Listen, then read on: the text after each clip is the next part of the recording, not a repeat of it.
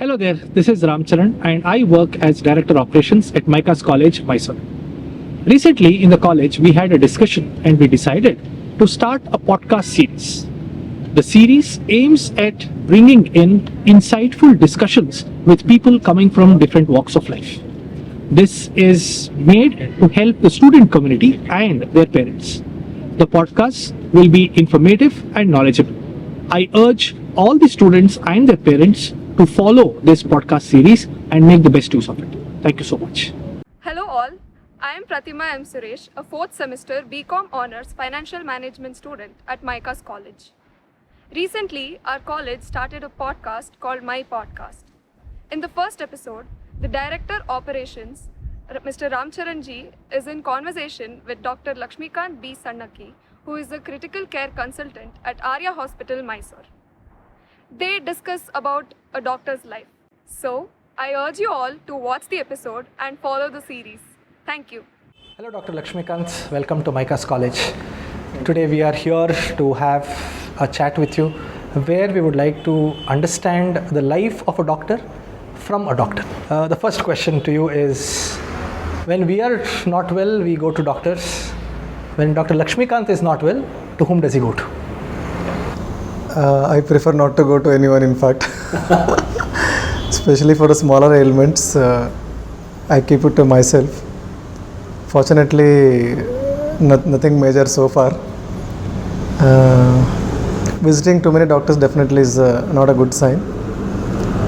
You should have a couple of your own trustworthy doctors whom you had a contact, like first to go group of people. In case you need any assistance, maybe they are the best person to you should meet, okay, rather than just shopping for doctors. And I prefer to be myself, not to take any medications, especially the antibiotics for a fever or a viral fever, which are not a. So better keep it to yourself. You can challenge your body. That's how you develop your memory. Your body develops memory on infections. So when you feel things are not under control, maybe obviously take help. I try to avoid antibiotics as much as possible. That's how everybody should be doing. Okay. Sir, your schooling was in Bijapur Sainik School, one of the prestigious residential schools in the state. What is the influence of your schooling on your life and personality? Schooling, because we were groomed from the 6th standard, maybe then we were not even mature enough to know what is school, how to dress ourselves, or washing clothes, everything it's all in a kind of independently. You'll have to live away from home. It was a bit challenging in a first 4 to 5 months, you can say. Then we kind of learned things, living on our own, how to have make a good group of friends, which we continued for another 7 to 8 years. So it taught us how to be independent, how to take decisions, and because it was a defense school, it did teach us a lot about your nationalism and discipline and hard work. And it's not easy to get into school, but once you are there, the kind of students are around you, friends around you, are also equally motivating to encourage in all the aspects of life. What I found was it did instill a lot of confidence, and especially the discipline part of life. So you can ready to face any challenges that come across. So basically your schooling made you a disciplined person and made you independent. Definitely. We were against the school rules all the time when we were in school. Once you got out of the school, you realize how important all of them are, and the important that you learned them there in the school. They say older the wine, the greater is the taste. So the school and college life is something like that. More after passing out of the school and college, we realize how beautiful those days were.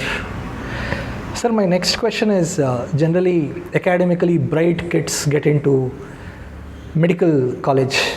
So how bright were you? I already told you I was not the brightest among the class. But it's not that, it's the kind of, you can say a misnomer. It's not the brightest get into medicine. Even an ordinary student can get into medicine, provided he's got some interest, sympathy, empathy towards the profession, some dedication. So anybody can become a very good doctor. It need not be the best, brightest of all, in fact. So once you are into school, what matters is the clinical knowledge what you are gaining there and how best you can apply that. Being the brightest, you can't apply on the bedside on the patient. That will not make any sense. Of course, being bright will make you, good and knowledgeable doctor. But apart from knowledge, you need a lot of other factors to be a good doctor. Because if you see, there are management quotas also in the medical college. Management quotas now, like there's a NEET entrance that is they have to qualify. But earlier days it was not so. It is just pure money. And I remember a couple of my friends who are doing extremely good, who have entered MBBS through management quota. But they were all hardworking, sincere, though they were rich and all. So it needs some dedication towards profession. Then definitely you can be a successful doctor. You need not be the brightest among your batch. Okay. Where was your medical education, sir? I did it from Bijapur, BLD Medical College, MBBS. MD Anesthesiology from Davangere, JJMMC. And critical care, I did one fellowship from Chennai Apollo and one from Mysuru, Gopal Gowda Hospital. Was getting into medicine a childhood dream of yours, or did it just happen? It just happened. Maybe then the children were not very, we did not dream too much about our future. We used to study and we had only two options, in the sense we knew two options, medical and engineering. So you study for entrance, you read, maybe only two options. In case you're not getting into that, you're thinking of something else. It was not like I did really wanted to become a doctor, but it just happened and it's taking it as it comes. For the benefit of thousands of medical aspirants across the country, could you please give us some glimpses of a medical college atmosphere? Medical college atmosphere is like any other college. Of course, we stress a lot on academics, because most of the times we are spending with the patients, reading things. So we do simultaneously have a lot of cultural activities, sports as part of our curriculum, and as a group of students, friends, you travel, you explore, adventure based on your interests. It is as good as any other profession. But here the time you dedicate in the hospital, in the college is slightly more, and it requires your presence there to learn things. So when we were into medicine, we are like compared to other departments, like we are comparatively more into academics and less into other curricular activities. Though we have all the associated co-curricular activities. We are part of a football team, a part of cultural team. So we traveled a lot to play football for the acting purpose. So it's just like any other college you go through. But definitely it's a very responsible course study or undertaking. So you'll have to spend and dedicate yourself to the department where you are in. Sir, what part of college do you miss today? It's of course the friends, and then we weren't responsible. We used to study, play, and aim was to clear exam somehow. But once you're out of that, you definitely miss your friends, and you plan a lot of get-togethers and like that. Like it's a good college life. And definitely as a medicine, you are depending on your colleagues for many other purposes, and your seniors are your next teachers. You learn a lot from your seniors. Okay? And the friends part, friendship, how we grow up and how we settle down in our life later on. People are doing exceptionally well in their life right now. So we try to meet often, share our things, spend leisure time on that. Definitely basically miss the company of your friends on a daily basis. Of course. That part is what you miss the most. Sir, we understood that along with practice, you teach also. So how do you find teaching? Teaching, basically, you want to read and understand something, you should get into teaching. When you want to teach others, you will have to read it first, understand it better than the person you want to teach. Because we are teaching somebody who has already done MBBS or who is post-MD. So we'll have to have a first-hand knowledge, recent updates when we teach them. So teaching gives us going continuously with, keeps in touch with academics. What happens when you start practicing, the academic part of you is relatively less. But if you are into teaching also, that is, you are updating yourself every now and then. And so the more you are updated, the better is your practice. So a teacher is a lifelong student. Yeah, you want to be a good teacher, you should be a good student first, in fact. And we don't consider, it's not like a pure school teacher teaching kind of environment. Like they are our junior colleagues, we treat them that way.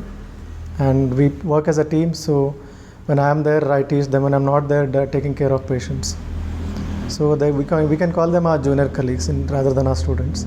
That's kind of relationship we do have in our teaching. Suppose somebody wants to emerge as a good doctor. What are the practices that they should put in place when they are in a medical college? Okay. First thing is you should have definitely a good interest into the subject. If you are doing it for somebody's sake, then it may not be worthwhile. Interest and your orientation, what specialty you are getting into, dedicating yourself in that part.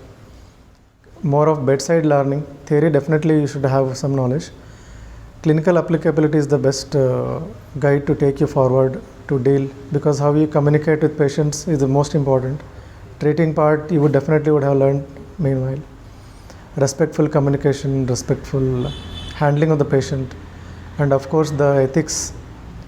Better the ethics you practice in your day-to-day practice, the better doctor, the better human being you are. So better human being will make you a better doctor, definitely. It is not just reading, writing that makes you a good doctor. So in the current position that you hold, I'm sure you'll be interviewing a lot of young doctors to fill your vacant positions. So when you are interviewing aspirant who wants to get into your hospital, what are the attributes that you generally look at? When we are, especially because I am from a critical care background, when I am interviewing, we would definitely like to have somebody who has got a critical care knowledge and idea, and where we can groom them to some extent. We can't depend heavily on them from the day one. There should be some orientation in the same field where I am recruiting them for. And of course, they will need to be groomed later on. So the student or a colleague whom we recruit should be willing to unlearn things first, because the learning part, due course they would have learned things that may not have been required. May not be proper. Somebody who is willing to unlearn things and learn proper way, then we can groom them better. So when trying to find out somebody who is in that mindset, and of course the dedication towards their team, what they are into. So there are the two qualities we'll be looking after. Finance part, we really don't bother much. If somebody who is worthwhile, we don't paying them more. So basically you look at people who are open for learning and unrolling. Somebody who is very rigid, who has learned things in a very wrong way, who is unwilling to change himself to the existing scenario. Because our field is a new branch of medicine. Not too, maybe it's about 10, 12 years.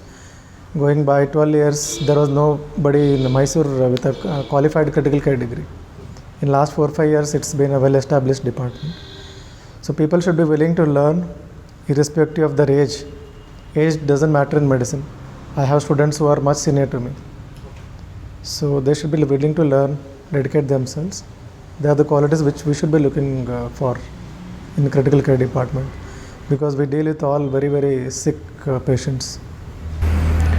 Sir, from the outside, what we understand is a doctor's life is very stressful and it is demanding. Is it so? It has become a bit demanding, because medicine also involves a lot of commerce in it. Medicine is it is considered as a healthcare business. Earlier it was not that commerce oriented, and then doctors were also regarded with a lot of respect. Even today we do have a lot of respect in the community, but to earn that respect you should behave respectfully, you should treat them ethically, and when you are charging, patient should feel that he has worked and he is charging so much.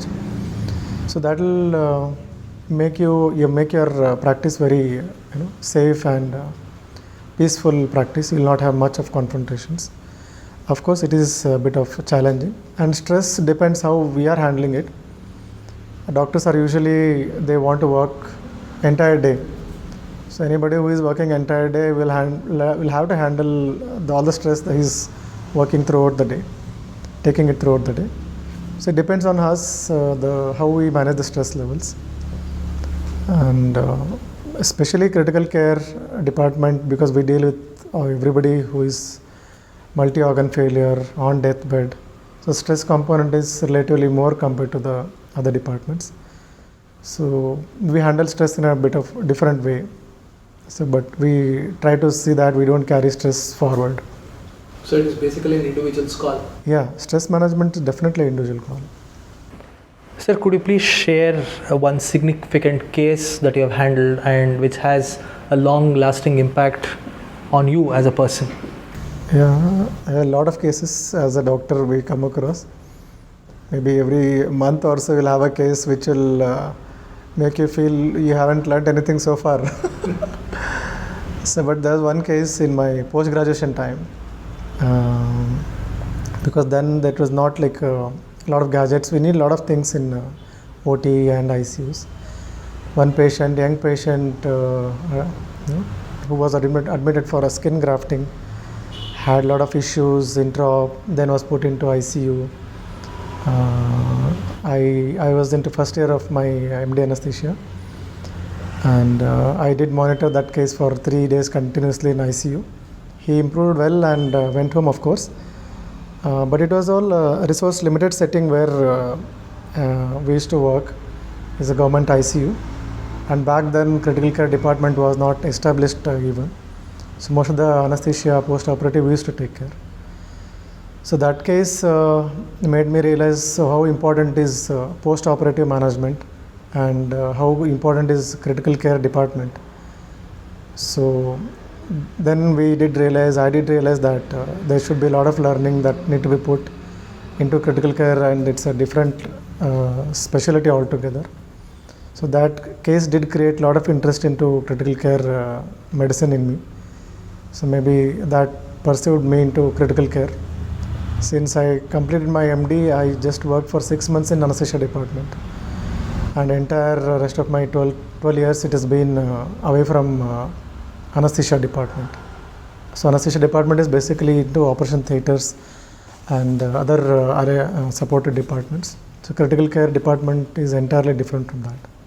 So maybe that case created a lot of interest in me to learn more into critical care. So that case changed the entire career path of yours from anesthesia to critical care? Because in ICU it was all, and of course we had consultants, but most of it were the postgraduates who used to manage, our seniors used to teach, some teaching by our teachers also.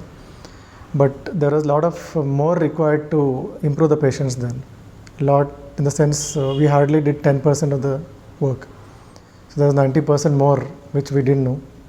So that definitely created a lot of interest in me, and I was, maybe one case will make you go in for depression in our practice. One case is more than enough to land into depression. So maybe then that case, because I was handling as a junior most, it was a team, of course we had seniors. So we were a little upset for landing that case into ICU as well. But luckily we gave him a very good care into a resource limited ICU. He improved and we were in touch since very long, and that's how critical care interest came into, in fact. Sir, what we see today is a big change in the society. Smoking and alcoholism is more of a fashion statement, and we see a lot of youngsters falling prey to this culture, how do we correct it? Is there a way, is there an advice that you can give? Apart from fashion statement, it is also a statement of socialization. People, if you don't drink, you are not a social being. It has come to that state, in fact. Correct. Because we are all teetotalers. I have managed my friends into the party, post-party and all that. Things were there since then also. But of late, it has become very rampant. And apart from alcohol, smoking, substance abuse, all that has become very rampant. So handling, it's a multi-pronged approach. It should start from home first. They should be taught the values, the dangers, the bad about getting into all that. Because you become addict, then your entire life is gone, and getting somebody out of that addict state is extremely difficult. Failure rate is extremely high. So it starts from your home, it starts from the school, it should be in college. It's like I said, it's a multi-pronged approach. There should be very strict government policies. Things shouldn't be made available for students, especially the student part, student life. So once it is not available, it's not easy to access and take it. Now it's very readily accessible. Maybe people would agree with me. Every small party, there is what you need is available there. Correct. So availability has become so easy that is a responsibility of administration. So authorities should see that they monitor these things. There are many agencies to take care of such things. Okay. So apart from administrative, the policy making things, it is definitely from home, from school, at colleges, and recognizing at an early stage, educating them. People are into addict state, put them into rehab and follow them up very seriously. It's not as easy as it is said, but it needs definitely a very, very a strong or very keen interest from all of the departments to get or keep students away from getting used to such things. Because student life is a golden life, because they never know as they reach their middle age how important was their schooling and the college life. If you spend into all these things, then I don't think they'll have anything good to cherish later in their life. So it should be definitely stressed heavily. It is being taken up by government definitely, but maybe a lot more needs to be done into that, especially making it available. And teaching, I said, teaching has become like, it's not a holistic teaching for that matter, any department. I'm not just talking about commerce, science, medicine. Holistic teaching involves your maintaining your mental health apart from your physical health. So we concentrate on physical health. We neglect our mental health. If you are mentally sound, probably you would not get into abusing these things, definitely. So a lot needs to be given importance for the mental health.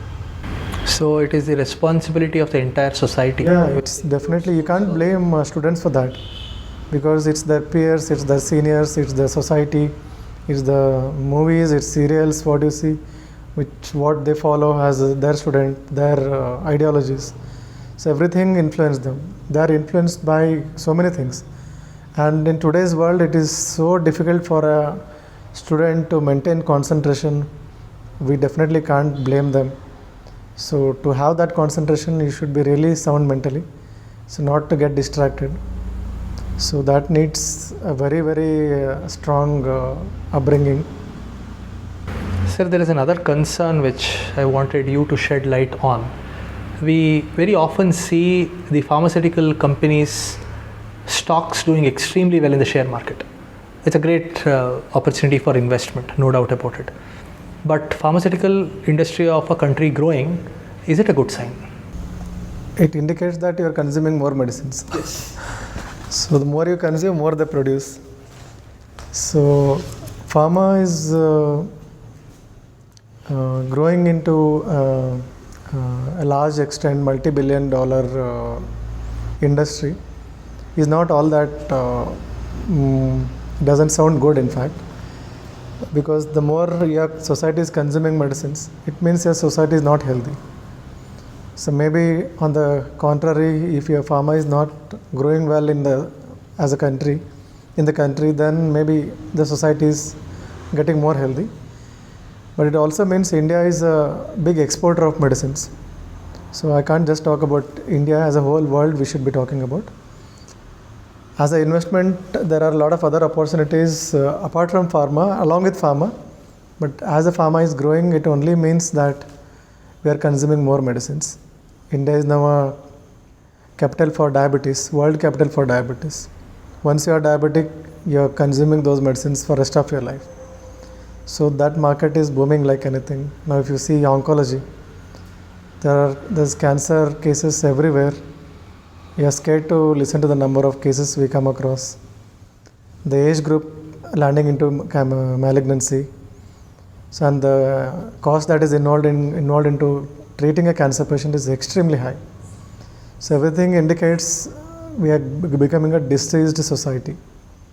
So maybe it's a matter not to be proud of. It should be a matter we should be concerned of.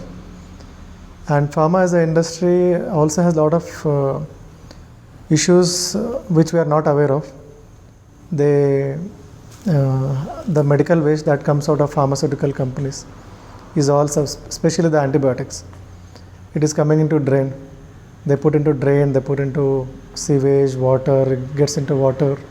Ultimately, we end up consuming it. So apart from the emergence of drug-resistant bacteria, this is also one of the factors the bacteria are becoming resistant. And resistant bacteria are very difficult to treat. So in the society right now, there are a lot of resistant bacteria that are seen from community. A lot of factors attributing to it. One of this is the wastage that is let out of industries, industrial waste, pharma industrial waste also. And it is also a lot of commerce. Commercial, it has become very commercial, pharma. Doctors are influenced, biased sometimes. Okay, there should be, have control on what they write, what we write. Sir, could you please suggest us 3 simple practices to maintain good health? You're all aware of it, but what we are not concentrating on is mental health. The result of that is the increased psychiatric diseases that are coming up, increased case of depression, suicidal attempt tendency, all that. They're all result of very poor mental health. As society, we become very competitive to grow, and we are neglecting some of the aspects which are important for to be a very healthy mentally. Because to call someone as healthy, he should be healthy one. Mental health is extremely important. So I would definitely suggest inculcate some practices which are keeping you healthy mentally. Healthy mentally in the sense you are free from stress, you're free from something that is negatively influencing your health. So that will help you in a very, very large extent. Physical health, everybody is aware. Online platform, there are yoga teachers everywhere, there are physical instructors, you get a lot of information yourself, in fact. So maintaining mental health, definitely one should concentrate on. Sir, is social media one of the influencers for changing mental health status in people today? Is it negatively influencing them? It's very too personal what I could answer. I feel so, because social media, probably you get into that, you see more of hatred, you see more of violence, you may see more of hate speeches, you see more of abuses, because there is no identity that is revealed. You are free to express your thoughts, there is no restriction, there is no regulation on social media. It's purely my personal view. I may be biased, but I feel so. Social medias are influencing a lot these days, and probably they are influencing people negatively. People react without doing any research on their own, getting into the information they are getting on the social media. which result into knee-jerk reflexes and events that are followed subsequently. So social media should be just one platform maybe you want to access for various other reasons. So I'm not really a big fan of social media. So I try to keep myself away from social media.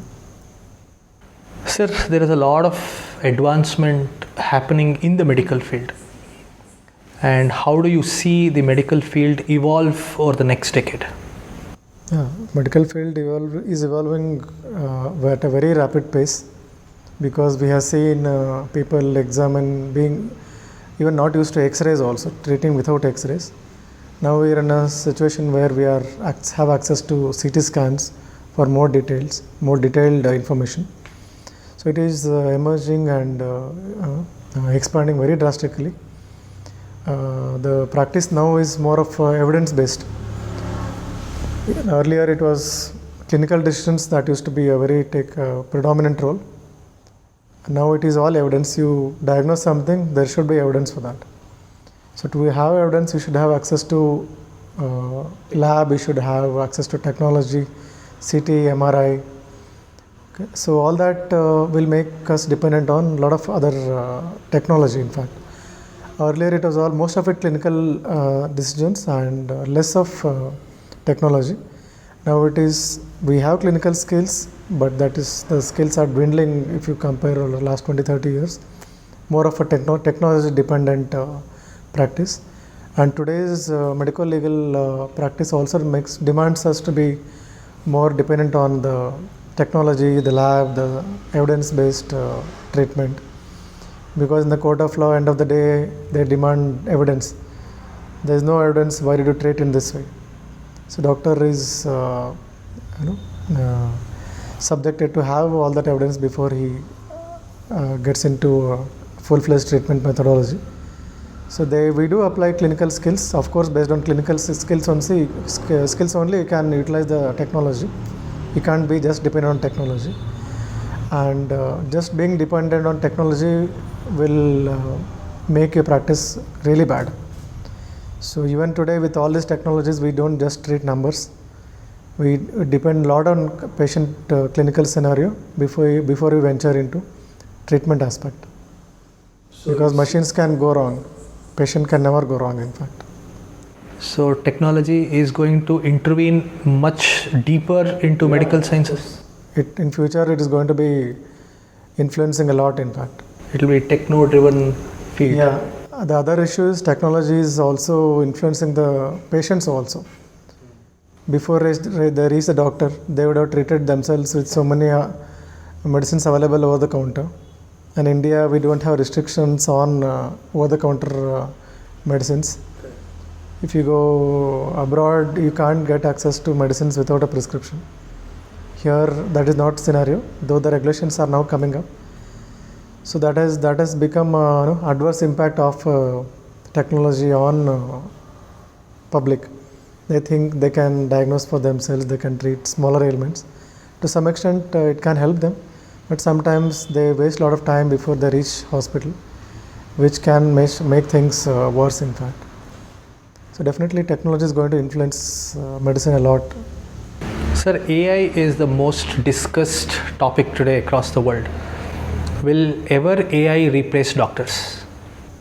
It cannot replace anybody for that matter, not only doctors. It cannot replace a teacher, it cannot replace an engineer, it cannot replace a group D worker.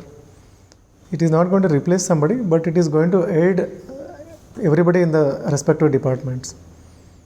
And I don't think AI is going to sweep away all the jobs that are available right now.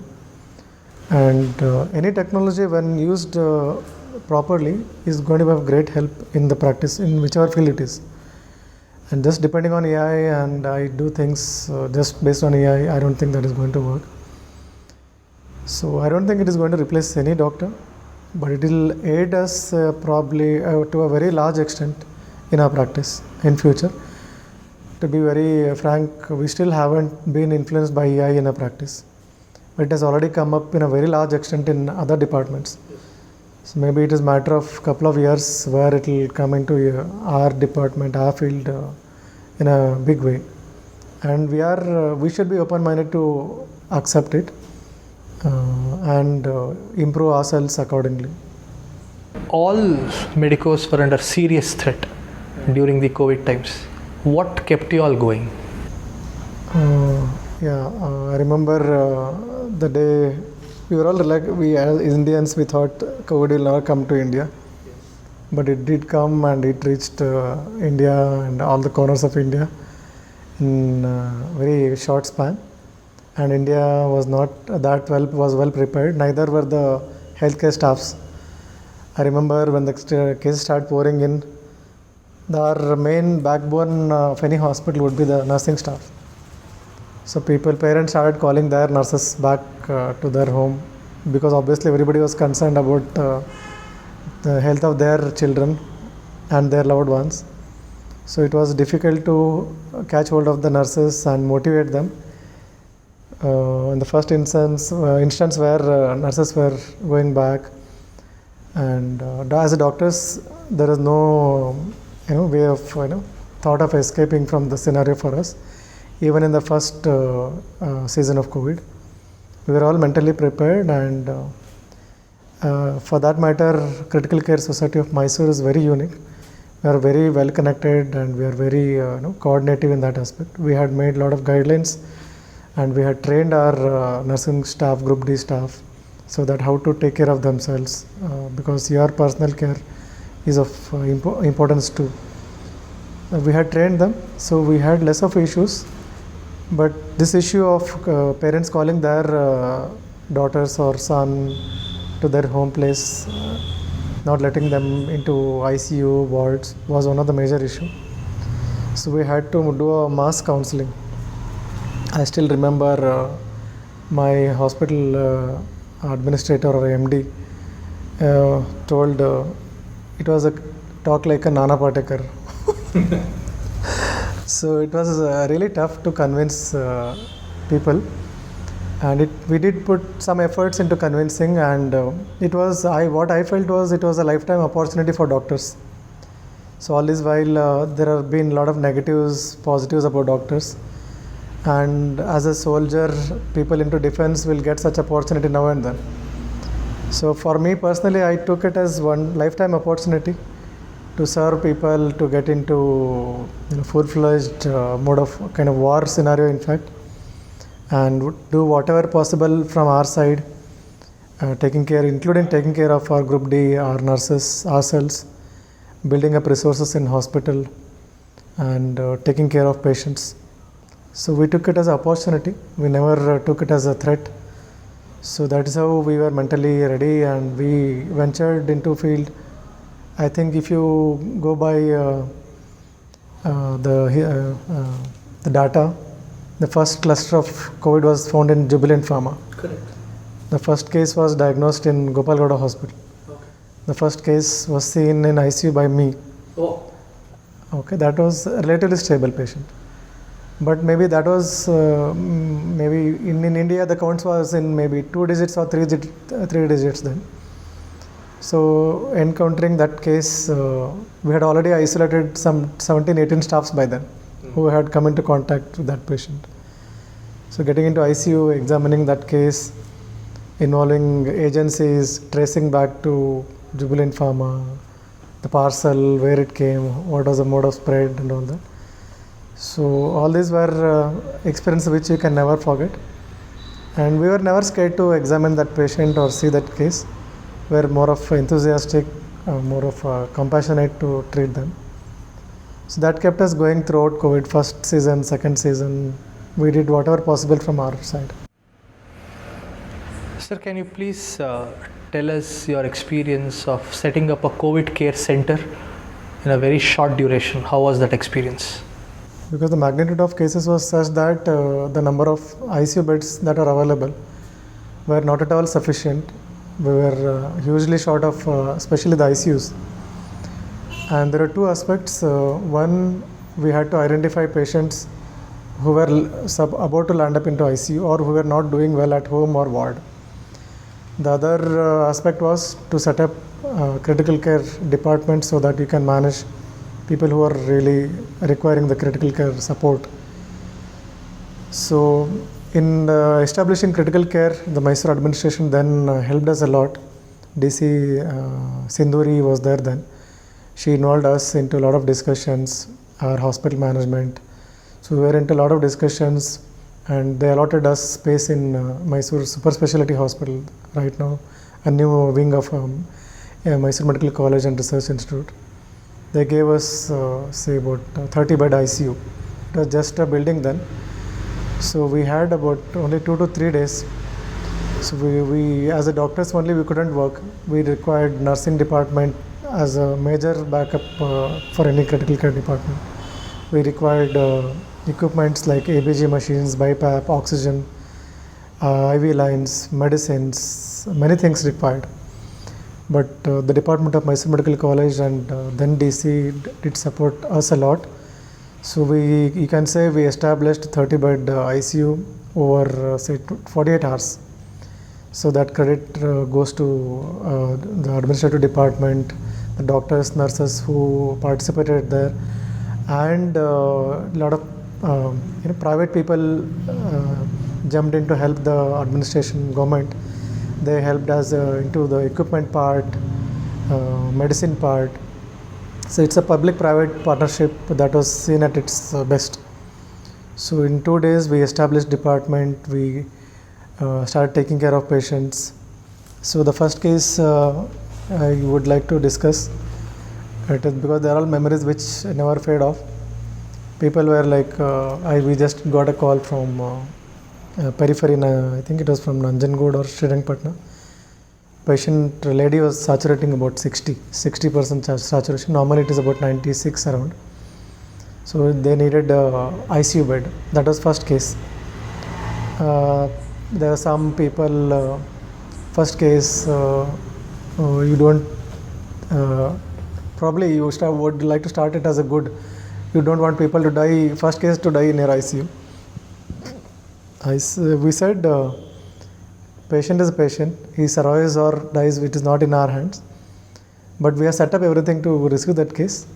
And we decided to take it, and we set up ambulance. I sent one of my senior nurse with a ventilator to the home of the patient or wherever the patient was. On BiPAP, oxygen, we took the patient to ICU. A lot of credit goes to that nurse who shifted that patient. Patient came into ICU. She was then in ICU for about 15 days. She survived, and she is all healthy right now. So maybe had we been little skeptical about all that, maybe that life might have, I don't know what would have happened to her. So we took all the cases where we could, they were referred to us without any discrimination, whether they would survive or not survive. What was our ultimate interest was to give the best that is possible. So in that way, I can say personally, it was very, we were very satisfied in whatever we did then. There were deaths, of course, but there are a lot of things were not into our control. We did save a lot of lives also. So all the credit to the Group D workers who worked with us, our nurses, administrative department, everybody. It's a very good team effort. Not easy to establish ICU in 2 days, for that matter. Not at all easy. Sir, the next thing is, as a doctor, on a daily basis, you see a lot of pain, agony, sufferings, and even death. How does it act on your psyche? Yeah, of course, a good recovery will give us a lot of satisfaction,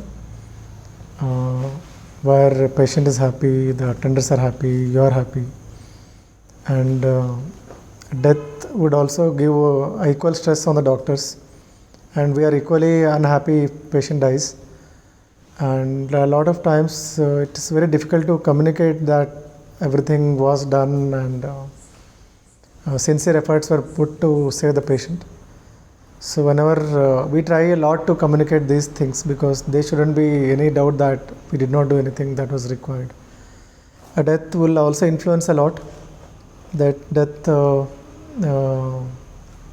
especially it depends on individual, mentality, how they take it. because we see a lot of death. It's not that we become very resistant to those feelings. We feel equally bad when somebody dies, and especially when a young patient or a very lot of life left and all such people die. We take it as a a very challenging way. We take it as everything as positively, everything where we can improve upon, where we analyze every death ourselves, and where we can improve ourselves to prevent. Definitely all that is required will be put into practice to prevent. What is there in our hand is only practice and sincere efforts. Results really are not into our hands. So that aspect we are very clear. So we communicate the same to relatives when we receive them. Probably you have first-hand experience of that. So we are saddened equally with the patient death, because when patient dies, it is draining psychologically for the patient. It is draining financially for the patient, because ICU is a relatively expensive area and not many afford long ICU cares. So we put a lot of efforts in making people understand the clinical condition of their loved ones, and so that we share the stress and we try to de-stress ourselves. Especially when the patient family is demanding, it really puts us into a lot of stress. And deaths are not very easily taken. It is not just like any other death. We are very seriously when somebody dies. Yeah. Where does Dr. Laxmikanth find solace?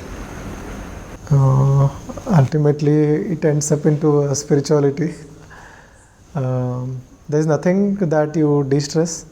If you are doing things properly in your practice, that would take your stress off to a greater extent. Critical care department or medicine is a team effort. If you have a good team, good practice, that would have de-stressed to a lot. In fact, when you go home or when you have to take off, you are not at stress that you are not doing good to the patient. You have very competitive doctors in your team, competitive team, then that will de-stress you a lot, because you are doing everything that is required for the patient. Negligence part is not at all there. To that extent we can minimize. So that would have taken your stress off. Okay, and end of the day, I was kind of not at all spiritual, you can say, but probably I felt there is everybody needs to be little bit of inclined to the spiritual aspect into their life, especially not becoming or following somebody blindly. Spirituality is not that. Understanding oneself, understanding what is actually spirituality means, because there lies the principles which will de-stress you or will guide you in future. So maybe that has been helping me a lot these days. I would definitely recommend people to have that into early phase of their life. Sir, we also learnt that you find interest in nature and wild. Could you please tell us a little more about your latest expedition? As a child, I was very much fascinated by wild and wildlife. Latest expedition was I had opportunity to be a part of Apple TV crew. It's also a National Geographic Channel crew also together. They required a support team, support as a doctor into the team, because they were venturing very deep into the wild. So I had been to Arunachal Pradesh Pakke Tiger Reserve, where I spent about 8 days deep into the wild. No network. It was like a lifetime experience, and you could. I heard other doctors went there were literally bored to be around, because once the crew into their full-fledged mode, there you have nothing to do. So I used to take. You had a lot of locals around with you.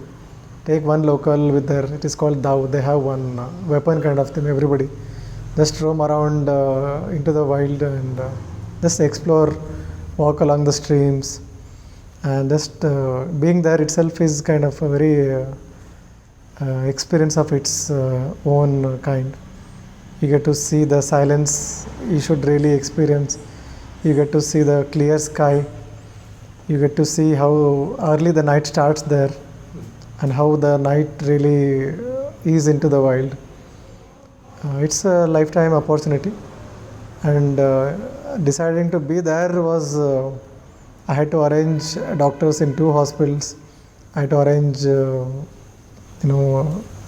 people at home, call in-laws, parents. So somehow I managed to get onto that expedition. It's very lovely being there. It is one of my childhood interest as well. It's a lifetime opportunity, I felt. Yeah.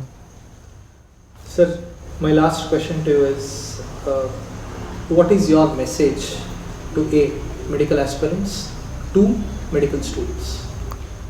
Yeah, everything boils down to the interest. It's very competitive medicine. Earlier we had shortage of doctors. Now we have surplus of doctors. Surplus in the sense people would like to settle in a city. People wouldn't like to go to villages, especially the allopathy part I'm telling. You have equal competitors from Ayurveda, homeopathy, all that. We have surplus doctors, you can say. A lot of doctors are coming out. So if you are really interested into any field, you would excel irrespective of how many doctors or how many engineers you have around. So you should come into the department with a lot of interest, definitely. Not just being fancied into becoming a doctor. And doctor's life is not going to be as fancy as they think. Having that DR at the end of name is not all that you dream for. It's a department or a branch where you need to be a lot of into the community, for the community. So people willing to be part of, dedicate their part of life into that aspect should come into medicine. Not just you have knowledge or you have money, you want to come into medicine field. So interest should take you into the department.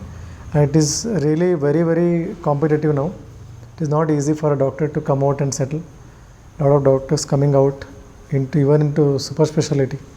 It is getting tough to find a place into Tier 1, Tier 2 cities. So having studied all this, people should think of venturing. And back then we did not have much of information into other fields. Now the world is wide open, you have information on your tips.